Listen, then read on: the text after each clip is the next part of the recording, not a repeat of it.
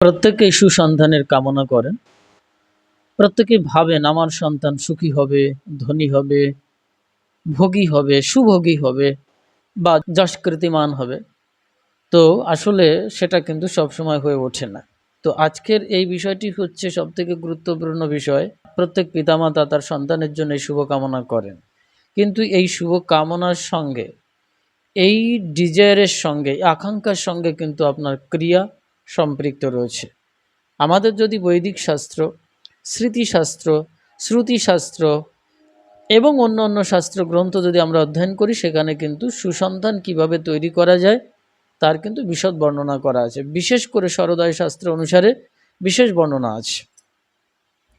তো আমরা যদি শরদায় শাস্ত্রকে লক্ষ্য করে তিথি, কাল, নক্ষত্র অনুসারে যদি গর্ভাধান করতে পারি, অর্থাৎ যে সমস্ত পিতা মাতারা সন্তান তৈরির জন্য প্রচেষ্টা করেন তাকে এই সঠিক গর্ভাধান পদ্ধতি জানতে হবে। শাস্ত্রীয় সিদ্ধান্ত অনুসারে ষোড়শ সংস্কার অর্থাৎ 16টা বা 17টা সংস্কার, মূলত পক্ষে দশম সংস্কার। এই 16 বা দশম সংস্কারের প্রথম সংস্কার বলা হয়েছে কিন্তু গর্ভাধান।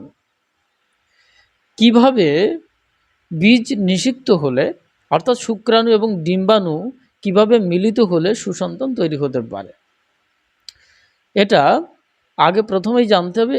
গর্ভাধান পদ্ধতি, এই গর্ভাধান পদ্ধতি ইংরেজিতে বলা হচ্ছে ইনসেমিনেশন বা ফার্টিলাইজেশন, অর্থাৎ গর্ভাধান বা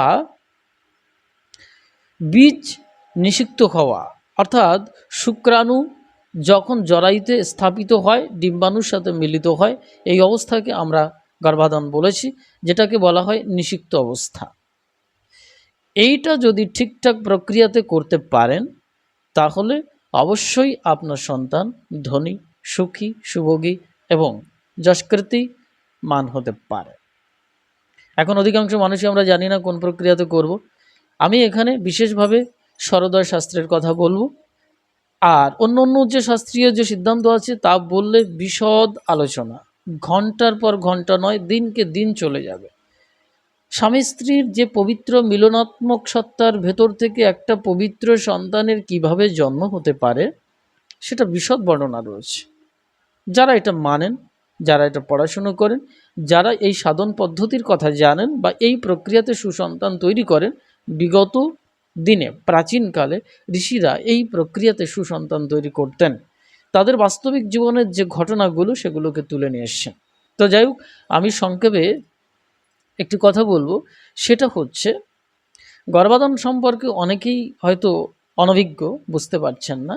সেটা হচ্ছে মায়েরা যখন ঋতুকালীন সময়ের ভিতরে প্রবেশ করেন, অর্থাৎ যেটাকে বাংলা পরিভাষায় বলা হয়েছে মাসিক, এটা অনেকেই জানেন, এন ইংলিশ ওয়ার্ড পিরিয়ড। এই পিরিয়ডের সময়টা, যে প্রথম থেকে 3 দিন সময়টাকে অ্যাবসলিউট সময় বলা হয়েছে সাধারণত শাস্ত্রীয় দৃষ্টিকোণ থেকে। এখান থেকে যখন চতুর্থ দিনে পদার্পণ করে মায়েরা, অর্থাৎ ঋতুকালীন সময়ের চতুর্থ দিন, এই চতুর্থ দিন থেকে 16 দিন পর্যন্ত, এটা শাস্ত্রীয় সিদ্ধান্ত। আর বিজ্ঞান বা মেডিকেল সায়েন্সের সিদ্ধান্ত কিন্তু 19 দিন পর্যন্ত যেতে পারে গর্ভাধানের সময়। যে সময়টা ফার্টাইল উইন্ডো ওপেন হয়ে যেতে পারে বা যে সময়টা আসতে পারে, সেটা কিন্তু এক একজন মায়ের ক্ষেত্রে তার ঋতুচক্রের সময়সীমার উপরে ডিপেন্ড করে। তো সাধারণত একটা ব্যাখ্যা নিয়ে আসা হয়েছে বা শাস্ত্রীয় দৃষ্টিকোণ থেকে সার্বিকভাবে বলা হয়েছে ঋতুকালীন সময় চতুর্থ দিন থেকে ষোড়শ দিন পর্যন্ত, অর্থাৎ 16 দিন পর্যন্ত, এর মাঝখানে যে সময়টি রয়েছে, এই সময় পুরুষ তার শুক্রাণুকে মাতৃসত্তার জরায়ুতে স্থাপন করতে পারে, তাহলে সেটা গর্ভাধান হয়। তো এর ভেতরে আবার তিথিকাল নক্ষত্র আছে, কোন দিন বন্ধ রাখতে হবে, কোন দিন করা যেতে পারে, সেগুলোকে আপনাকে ভালো করে জানতে হবে সঠিক প্রক্রিয়ায়। তারপরে আপনি গর্ভাধানের দিন নির্ধারিত করবেন। এরপরে গিয়ে যখন আপনি গর্ভাধানের ভেতরে প্রবেশ করছেন বা এই সময়ের বা এই ক্রিয়ার দিকে যেতে চাইছেন, তখন একটা জিনিস আপনাকে শরদায় শাস্ত্র অনুসারে লক্ষ্য করতে হবে, সেটা হচ্ছে জলতত্ত্বের উদয়। যদি কোনো স্বামী স্ত্রী মিলন পর্বের সময়, অর্থাৎ গর্ভাধানের সময় যদি জলতত্ত্বের উদয় ঘটাতে পারেন বা জলতত্ত্বের উদয়কালীন সময়ে যদি এটা করতে পারেন, তাহলে সেই সন্তান আমি যেটা বলেছি সেই প্রক্রিয়াতে যেতে পারে, অর্থাৎ সুখী, সুন্দর, সৌভাগ্যশালী, সুভোগী বা যশকীর্তি পরায়ণ হতে পারে, ধনী হতে পারে। তো এখন আমরা জানবো জলতত্ত্বের উদয়টা আমরা কি করে বুঝবো। দেখুন, আমাদের এই ভৌতিক শরীরকে যন্ত্র বলা হয়েছে, আর এই যন্ত্রের যে চালিকা শক্তি কার মাধ্যমে চলছে জানেন? প্রাণবায়ুর মাধ্যম দিয়ে, অর্থাৎ বায়ু দ্বারা।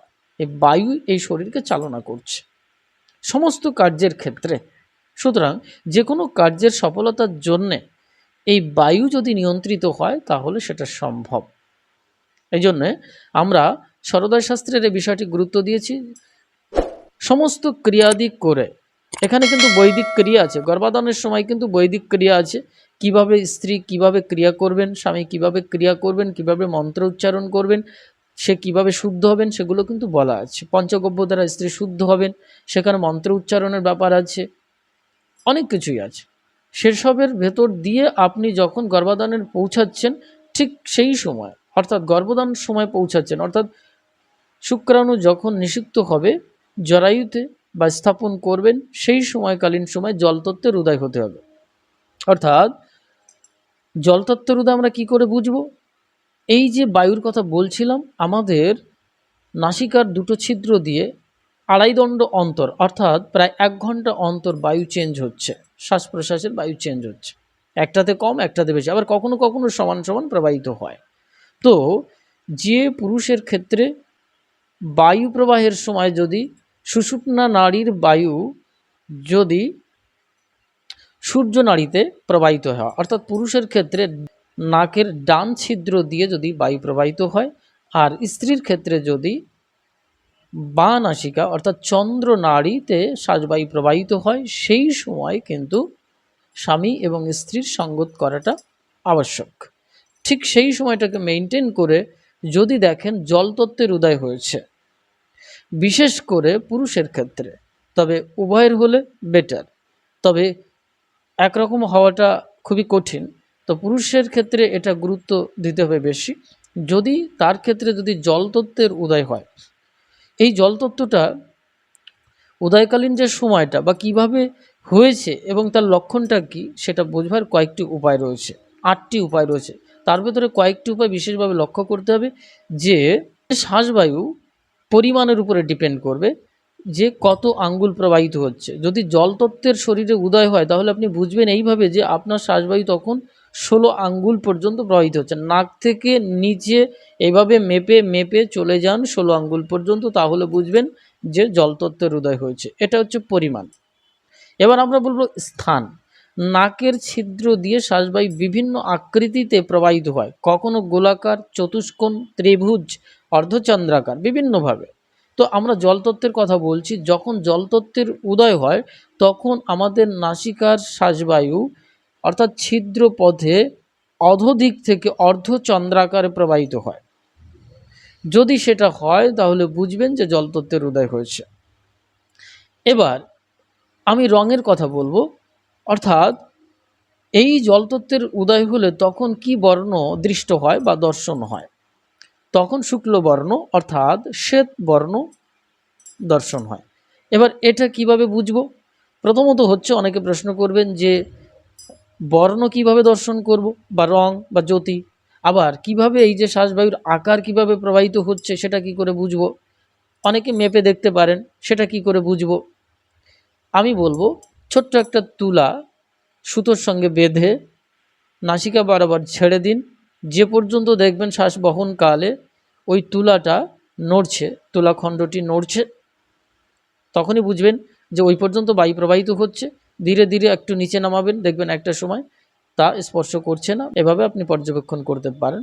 দ্বিতীয়ত আমি যেটা বলেছি যে আকৃতি, আকৃতি কিভাবে বুঝবেন? কোনো দর্পণের উপরে আপনার নাসিকা ছিদ্র বরাবর আপনি সোজা হয়ে শ্বাসবায়ু ত্যাগ করুন, অর্থাৎ নিঃশ্বাস ত্যাগ করুন। যখন এটা করছেন তখন দেখবেন ওর উপরে একটা শ্যাডো পড়ছে, একটা জলীয় বাষ্প আকারে কিন্তু একটা শেড পড়ছে। জলীয় বাষ্প আকারে একটা শেড পড়ছে। ওই শেডটি দেখবেন কখনো গোলাকার, কখনো চতুষ্কোণ, ত্রিভুজ, বিভিন্নভাবে প্রবাহিত হয়। নিচের দিক থেকে প্রবাহিত হলে বুঝবেন যে নিচের দিকটাই আয়নার উপরে স্পর্শ করেছে, পরিষ্কার বোঝা যায়, কিছুক্ষণ থাকে এটা। এভাবে আপনি পর্যবেক্ষণ করতে পারেন। আর বর্ণ বর্ণ অর্থাৎ রং কিভাবে দৃষ্ট হবে, সেটা হচ্ছে আপনার তর্জনী দ্বারা এই দু চোখ বন্ধ করুন, বৃদ্ধাঙ্গুলি দ্বারা কর্ণ বন্ধ করুন, আর মধ্যমা আঙ্গুল দিয়ে মধ্যমা আঙ্গুল দিয়ে নাসিকা বন্ধ করুন, আর তর্জনী আর কনিষ্ঠ দিয়ে মুখ বন্ধ করুন। অর্থাৎ ঠিক এই প্রক্রিয়া আমি দেখাচ্ছি। আমি প্রথমে কর্ণের ভেতরে আঙ্গুল দিলাম, নেক্সট তর্জনী, নেক্সট মধ্যমা, নেক্সট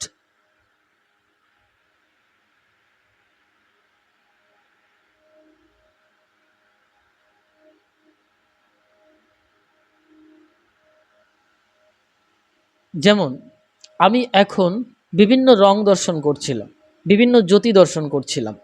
তো এই প্রক্রিয়াতে আপনারা যদি শুক্ল বর্ণ দেখতে পান তখনই বুঝবেন যে জলতত্ত্বের উদয় হয়েছে।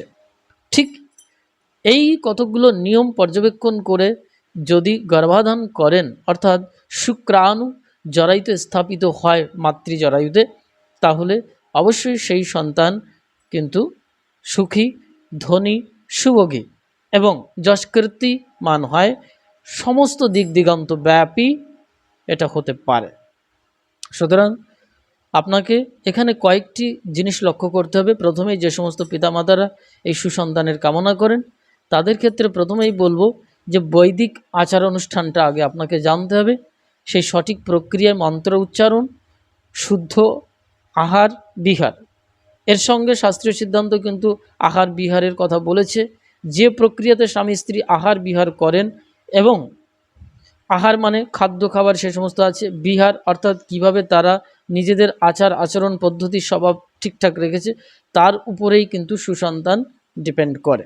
এটা লক্ষ্য রাখতে হবে। আর পাশাপাশি আপনাকে দেখতে হবে এই সরোদয় শাস্ত্রের দিকগুলো, তিথি এবং নক্ষত্র, কোন দিন কিভাবে কোন সময়ে কোন নক্ষত্রে আপনারা স্বামী স্ত্রী মিলিত হতে পারেন এবং বীজ নিষিক্ত করতে পারেন, নিষেধ করতে পারেন।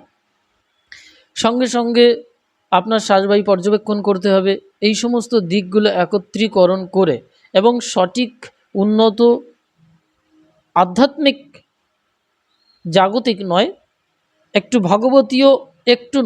ভগবতীয় দৃষ্টিকোণ থেকে, চিন্তন শক্তি থেকে আপনাকে যেতে হবে এই অপূর্ব পবিত্র স্বামী স্ত্রীর সম্বন্ধের ভেতরে, অর্থাৎ সঙ্গতের ভেতরে। যদি গিয়ে এই গর্ভাধান হয় তখন সেখানে এই সুসন্তান উৎপন্ন হতে পারে। কারণ ষোড়শ সংস্কার বা দশম সংস্কারের ভেতরে কিন্তু প্রথম সংস্কার বলা হয়েছে গর্ভাধান, বিবাহ একটা কিন্তু সংস্কার, তারপরে আসছে গর্ভাধান। অধিকাংশ মানুষই কিন্তু বিবাহ সংস্কার ঠিকঠাক করে করেন না, এই জন্য গর্ভাধানটা ঠিকঠাক হতে পারে না। এই জন্যে গর্ভাধান সংস্কারটা কিন্তু শাস্ত্রীয় সিদ্ধান্ত অনুসারে হওয়া চাই। তা যদি না হয় তাহলে শুধুই সেটা ভোগ্যবস্তু হয়ে ওঠে, আর সেখান থেকে অনিয়ন্ত্রিত অবস্থায় জন্ম নেয় একটা অনিয়ন্ত্রিত সন্তানের। সেখান থেকে আমরা বিশেষ কিছু প্রত্যাশা করতে পারি না। আর ভৌগোলিক বা ঈশ্বরীয় দৃষ্টিকোণ থেকে, তার অশেষ কৃপা থেকে যদি কখনো তিথি নক্ষত্র অজান্তে কারোর ক্ষেত্রে মিলে যায়, তখন হয়তো কোনো পিতামাতার জীবনে সৌভাগ্য চলে আসে। তো আমাদের অধিকাংশ পিতামাতার ক্ষেত্রে কিন্তু এই অনিয়ন্ত্রিত জীবনযাপন, ফলে আমরা সঠিক কিন্তু সুসন্তানের কামনা করতে পারি না, শুধু কামনা করলেই চলবে না। আপনারা সবাই স্বামী যোগানন্দ পরমহংসদেবের নাম শুনেছেন, বাংলা পরিভাষায় যোগানন্দ পরমহংস, যেটা হচ্ছে মহাবতার বাবাজি মহারাজের পরম্পরায় শ্যামাচরণ লাহিড়ী মহারাজের প্রশিষ্য। এই বিখ্যাত মহাপুরুষটির পিতামাতা জানা যায় যে তারা সন্তান উৎপাদনের নিমিত্ত মাত্র মাসে একটিবার তারা মিলিত হতেন স্বামী স্ত্রী। এটা ক্রমান্বয়ে আরও কমিয়ে নিয়ে আসেন শুধু সুসন্তানের প্রত্যাশায়। অর্থাৎ ভাবতেই পাচ্ছেন যে যোগানন্দ পরমহংসদেবের জন্মের পেছনের রহস্যটা কত নিগুড় এবং কত পবিত্র। এই জন্যে প্রত্যেক পিতামাতার অবশ্যই সাধনাটা থাকা দরকার। এই গর্ভাধান পদ্ধতি হচ্ছে দ্বিতীয় বিবাহ সংস্কার, শাস্ত্রীয় সিদ্ধান্তে তাই বলা হচ্ছে। এরপরে চলে যাবে পুংসাবন, এরপরে চলে যাবে সীমন্তোন্নয়ন। এই প্রক্রিয়াতে একটা সুসন্তানের জন্ম হতে পারে, একটা সুন্দর পরিবার সৃষ্টি হতে পারে এবং সেই সন্তান হয়ে উঠতে পারে বিশ্বজনীন সার্বজনীন স্বামী বিবেকানন্দের মতো। স্বামী বিবেকানন্দের রহস্য আপনারা জানেন। এই সন্তানের কামনার পেছনে তার কত বড় সাধনা ছিল স্বামী বিবেকানন্দের মায়ের। ঠিক সেই প্রক্রিয়াতেই কিন্তু সৃষ্টি হয় নরেনরূপী স্বামী বিবেকানন্দের। আজকের এই বিশেষ আলোচনাটি রাখার পেছনে মূল কারণ হচ্ছে সৃষ্টি প্রজনন তন্ত্রটা আসলে মহামাতৃকা শক্তির একটা গুরুত্বপূর্ণ দিক। টোটাল সৃষ্টিটাই আসলে প্রজনন বিদ্যা। আমি টোটাল সৃষ্টিটাকে বলেছি সৃজনী। শ্রী শ্রী অর্থে সুন্দর, আর জনি মানে যেখানে প্রজননতন্ত্র, যেটাকে প্রজননতন্ত্র বলা হয়। আবার আরেকটি আছে সৃজন, সৃজনে অর্থাৎ সুন্দর সৃষ্টি বা সৃষ্টিশীল বিদ্যা, যেটাকে বলা হয়েছে সৃষ্টিতত্ত্ব। এই কসমোলজিক্যাল থিওরি বা কসমোলজিক্যাল বিষয়টাই আমি কমপ্লিটলি মনে করি যে প্রজননতন্ত্র অর্থাৎ ক্রিয়াত্মক শক্তি, এই স্ত্রী জনন শক্তি, টোটাল সৃষ্টি শক্তি, ইহার ভেতরে আমাদের অবশ্যই পরিচ্ছন্নতা থাকাটা আবশ্যক। তাহলেই সৃষ্টি সুন্দর হতে পারে। আমরা ব্যক্তিগত জীবনও সুন্দর, সুশীল, শান্ত, সুখী, সমৃদ্ধ হতে পারি এবং আগামী যে প্রজন্ম আসতে চলেছে, ঘুমিয়ে আছে শিশুর পিতা সব শিশুরই অন্তরে, আবার প্রত্যেক শিশুই ঘুমিয়ে আছে তার পিতার অন্তরে। এখানেই সমন্বয় ঘটাতে হবে, তাহলে সেটা পরিষ্কার পরিচ্ছন্ন সুন্দর হতে পারে।